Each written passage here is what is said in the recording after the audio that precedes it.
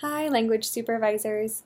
My name is Anna Bolo. I've met some of you, but not all of you, and I just wanted to introduce myself. I am the new Translation Operations Manager. I replaced Doug Bayless in this role, and I'm new on the job. I've only had this role for about a month, and I have taken a little bit of time to get my feet under me and make sure that we're organizing the work first. But now enough time has passed that I'm ready to reach out to each of you, and I wanted to let you know that I intend to hold what might be an every other week meeting with you through this fashion, through a recorded video that you can watch on your own time. It doesn't give me the best opportunity to hear counsel and collaboration back from you, and so I invite each of you to respond to these videos however you see fit. If you need a phone call with me, if you need to communicate something to your ATM that they can then report back to me, or if you just want to shoot me a quick email, however you want to engage in this conversation with me, I would love to hear back from you. But I wanted to make sure that we had kind of a team meeting every other week, that you could feel that you had access to information and an understanding of what's happening here amid all of the craziness here at HQ. So first of all, I just wanted to introduce myself. Like I said, I'm new in the role, but on a personal level, I am a mother of two children. I have a 4-year-old daughter and a 2-year-old son, and my husband just graduated with his master's in business. So that means he's looking for a new executive administrative job here soon to start in the next couple of months. And so our family's undergoing a lot of changes and some of the natural stresses of having little kids in our home. So I'm sure a lot of you can sympathize with that. From a career standpoint, I've been working for the church for just over 7 years. I originally started in the position of being a language supervisor myself. I started out as the language supervisor for American Sign Language here at headquarters. I coordinated not only translation work, but then also the interpretation work.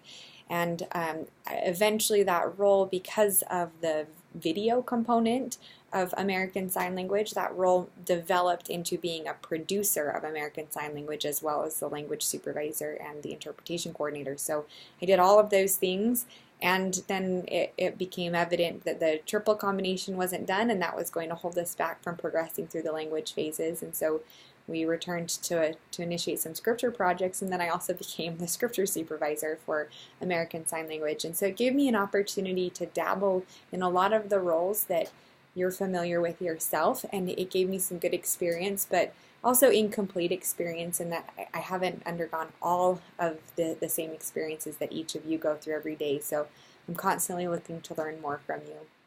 After I completed about 4 years in the role of a language supervisor, I spent 2.5 years in the role of it's a consultation role that's called language partner. We still have language partners today that you might be interacting with sometimes.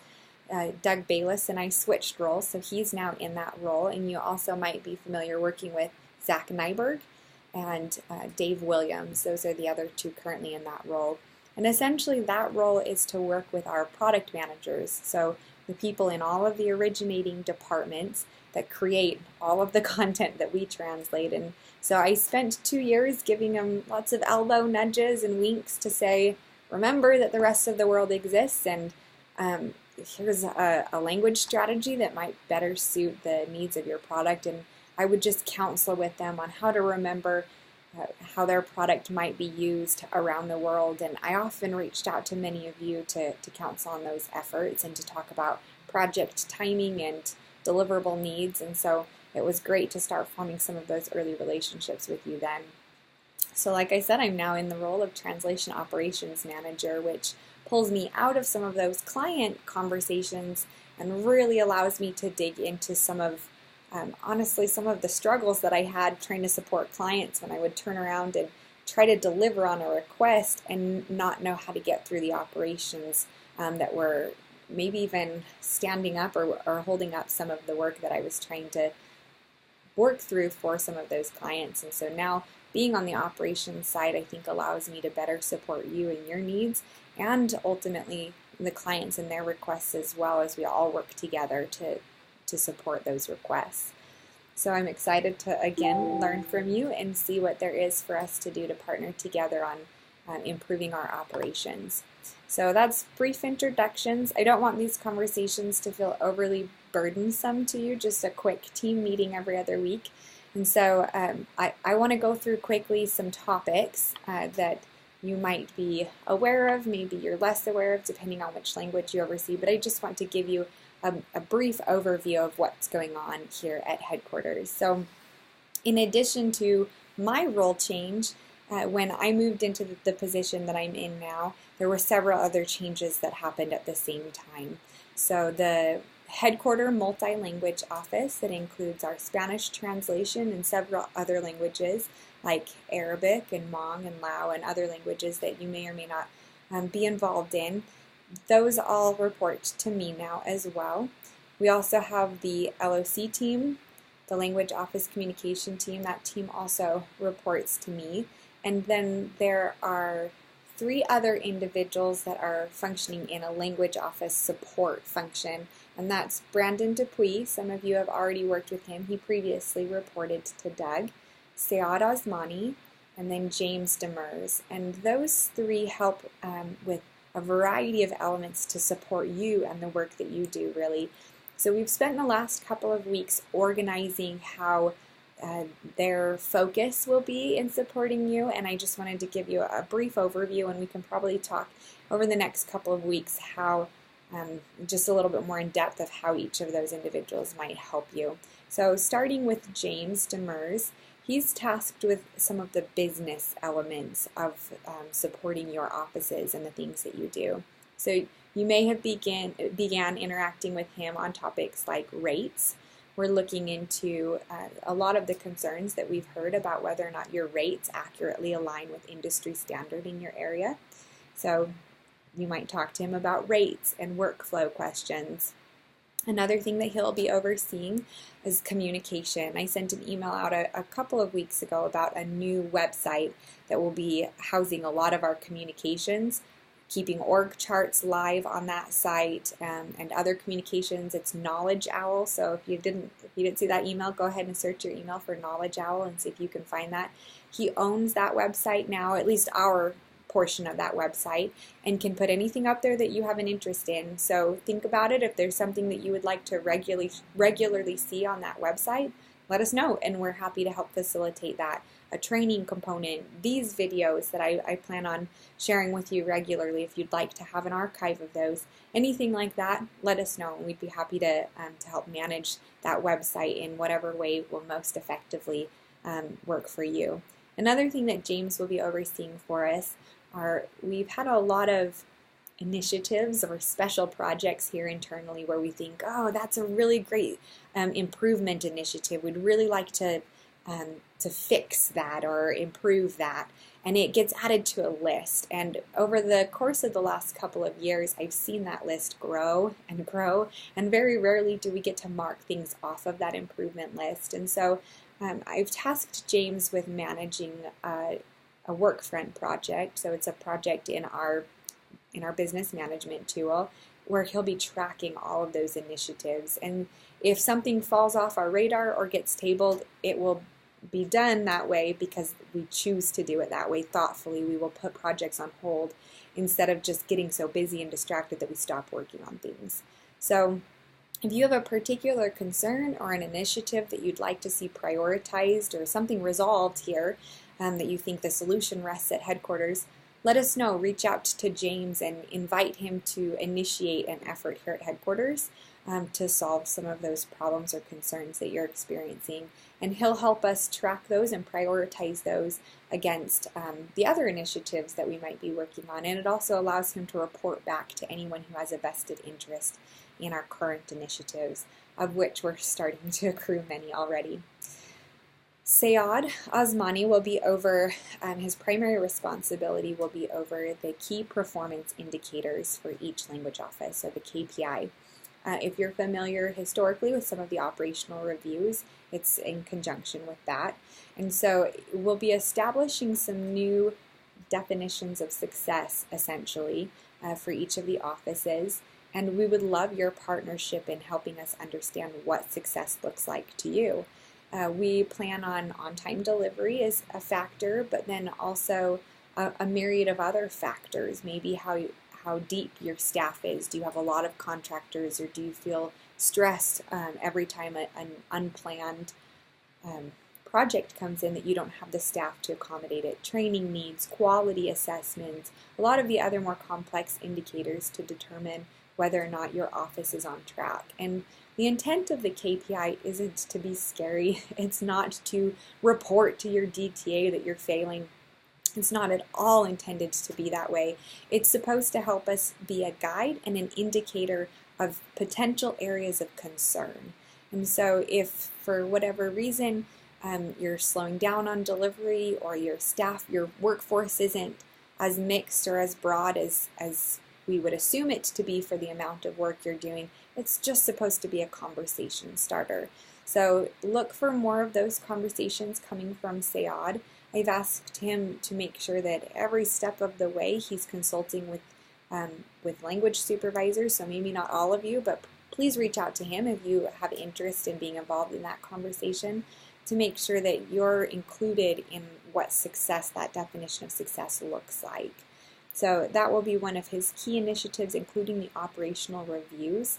I have a weekly call with each of the ATMs, and I have a deep desire to have a weekly, every other week, monthly, even quarterly call with each of the language supervisors, and it feels very difficult to get to that point just because of how much crazy is going on right now and the time zone differences and coordinating all those efforts. So I would love to have conversations with each of you periodically, but I want Sayad to be an immediate hotline for you and even your staff to reach out to with questions and concerns about your office and what's going on, and helping standardize workflows and helping build a community of practice across areas with each of the language supervisors. And so we might initiate a one-on-one call either with me or with him or us together to just talk to you and see how things are going in your office and what issues are of a top priority for you that we can help prioritize and address. So that's another thing from Sayad, and as he goes through that process, Sayad is also tasked with documenting training needs. So as the KPI reflect potential areas of concern, and as he has those operational reviews and conversations with each of you, and he identifies, again, areas of concern, those topics can be aggregated to give us a guide for training purposes. And so we understand that Karsten Graham from the Europe area has a new role overseeing global implementation and training, and we really look forward to partnering with Karsten in his role to help with training and to utilize the team leads that he's already training and setting up for those capacities. But Sayad will be our contact point into training to help craft the plan for what the training priorities might be, and to really work closely with Karsten on training needs. Lastly on that team is Brandon Dupuis. And Brandon, as many of you have already known him, has worked on this team for a while, and his expertise is incredible in the linguistic space. And so we're really looking to offload some of the previous business elements of his role, like the KPI going to Sayad and rates going to James and other such things, and allow Brandon to really focus on some of, like I said, the linguistic components. And we're really excited to have his attention in the quality space as well. So many of you are familiar with Greg Perkins and David Geilman, and they are on a separate team from the operations team. We might spend some time drawing org charts together at some point so that you can understand how things are organized here. But Greg Perkins is over quality. He is the quality translation manager, and he will help formulate some of the standards and the tools that you can then implement in your work. But Brandon will be our critical connection into Greg's team from an operational standpoint to make sure that he's asking some of the business needs and really reflecting your concerns and helping organize and orchestrate rollouts and trainings of any of those quality management assessments and tools. He'll also help us in the terminology space, including dipping into some of the SEO terminology components that we haven't really been able to support just yet. So please lean on Brandon for quality concerns, You can also continue to reach out to Greg or David Geilman if you've been working with them previously, but Brandon's a great contact for that as well. He will be helping us manage a lot of the establishment of tools to support quality, things like terminology, style guides, other standardization tools that will allow us to better support our FTE, increase the quality produced by contractors and allow for better training of contractors, and even where appropriate, engage with vendors. So that's something that we're really excited for Brandon's support on. Other topics I actually have one more team. So I have the headquarter multi-language office, then the LOC team, the language office communication team, the 3 language office support personnel, which I just mentioned, and then the last team that reports to me now is the Agile translation team. Again, some of you have had some interactions with Genevieve. She's awesome, and she will be taking off. Right now, her team is undergoing some transition, so she will be taking off of our translation project managers. They were previously called producers, so Ginger, Dave Higginbotham, Paul, all of those translation project managers, any of their stream translation efforts. And it's going to be a slow process, but one by one we'll offload some of those things onto her team. So expect to see requests for any software applications and websites. Any stream translation will start to come through her.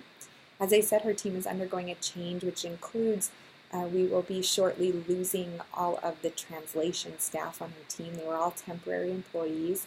And so she's looking at formulating a new business model, which will include reaching out more directly to you to do the translation work. And she will become more of a project management hub for that agile translation work. So a partner with Nate's team and his translation project managers, but the separate functionality there is that it's the quick turnaround agile work. So those are the teams that report to me right now, with a dotted line report from ATMs to me as well, and we're all looking forward to partnering together to figure out the best way to approach the work moving forward. Really quickly, I'm going to try to keep these conversations to 30 minutes if possible. So I'm just going to quickly go through some of the other elements of our work that you may have experienced some changes in recently. One of those primary elements is the rollout of Plunet. So as you start to engage with that tool, we're trying to monitor the rollout process. There has been some confusion, there's been some training concerns, and we're trying to respond to all of those. Karsten is an excellent resource in that space, so please, please, please reach out to Karsten. Please know who your local training lead is, so that you can be working with them closely. Each area should have a training lead that will help you address all of your Plunet concerns and make sure that the training is happening, and it really gives you a resource that is in your time zone that can respond to those questions and concerns very quickly. So please utilize Karsten. He's very closely involved in the rollout schedule as well. So if you have any questions or concerns about the timing of your language into the system, reach out to him for that too. I'll give you a quick overview of where we're at. Our Spanish team is taking on live projects in Plunet right now, and we are anticipating by the end of June to have the Internet 10 language set all taking on live projects in Plunet. Come July, the Internet 10 will start to transition all new work into Plunet. So throughout June, they'll just take on a few live projects at a time, get used to the live projects, and then come July, all new work will be in Plunet for the Internet 10. By the end of August, we hope to have all other languages in Plunet taking in some, if not all, live projects. So obviously I went straight from the Internet 10 to all of the other languages. Each language has its own schedule. The timing of that will be driven by that schedule, but also by you. So please help us get through that training as quickly as possible, but also tell us where you have concerns and where you might need more time. Let me give you the overview of why the timing is critical right now. We would like to have all languages exposed to, and as much as possible, using Plunet before conference. We plan to still have general conference in Clarity. because there are a lot of potential issues using a new system, and so we will remain in Clarity for conference, but then following conference, that's it. We're intending to be done with Clarity. And so the faster everyone can get into Plunet over the course of the next couple of months, I think I said summer earlier, but the United States summer, over the course of the next couple of months, then the more comfortable you'll be when it comes time to migrate all existing Clarity work and new projects moving forward post-conference.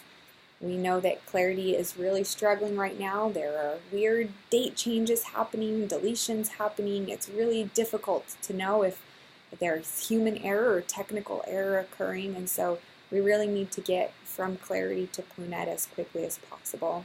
Let us know if you have any feedback or concerns about that, but again, Karsten can address a lot of your questions on that topic. Other topics of potential interest for you right now, we have a lot of disruption from staffing changes here at headquarters to President Nelson's special project that you will be working on soon, or some of you are working on. And we did have a recent disruption where we had several projects that went out of process, some email requests that were out of process, a large outsourcing project that felt very dysfunctional. There's a lot of chaos right now, and to be quite honest, it probably looks like we're a little dysfunctional here at headquarters, and I'm aware of that. We might be a little dysfunctional from time to time here at headquarters, which I'm also aware of, but I want to let you know that this is not intended to be the norm. I've tried to correct some of the requests that were going outside of process and tried to educate some of the individuals that were doing that that's not okay. The outsourcing project, I've also tried to very gently tell our leadership was not okay, and it's not the approach we hope to follow moving forward. The one thing that will potentially continue, and the person that I can't tell that they're not doing things right, is President Nelson. And I understand that President Nelson does have intentions of having more special projects, more worldwide broadcasts type, like the one that he recently had. And so we're trying to understand how to accommodate in our process some of those what feel like maybe last minute requests, and definitely are high priority requests, how to integrate them into our process and workflow. So bear with us as we try to figure out how to adjust priorities and understand priorities in a way that gives you clear direction so that it doesn't just feel chaotic all the time, and utilize our appropriate workflows and channels to try to kick off that work. So hopefully the chaos will simmer. Luckily, people go on vacation in July, so we might feel a little bit more calm in the coming months, just as we recover from this gasping of air, feeling like we're drowning, right? The last topic I wanted to touch on briefly, some of you helped us with the prioritization effort for each language for 2019 products. If you didn't hear about that from your ATM, I'll give you a really brief overview, and then we'll just wrap up this conversation for today, and I'll give you more details later. Right now, we're moving to an entirely new approach at how to manage our work and our funding and our products next year. And it's an exciting time, but it also represents a chaotic time. And so right now we're trying to figure out what do you need and how to align it with capacity and accomplish the work as best as we can for next year. So like I said, we'll talk more about that another time. I won't go too much into depth on that today, but just know that those prioritization efforts are underway. Okay, that's all I had today. It was just a brief overview with you.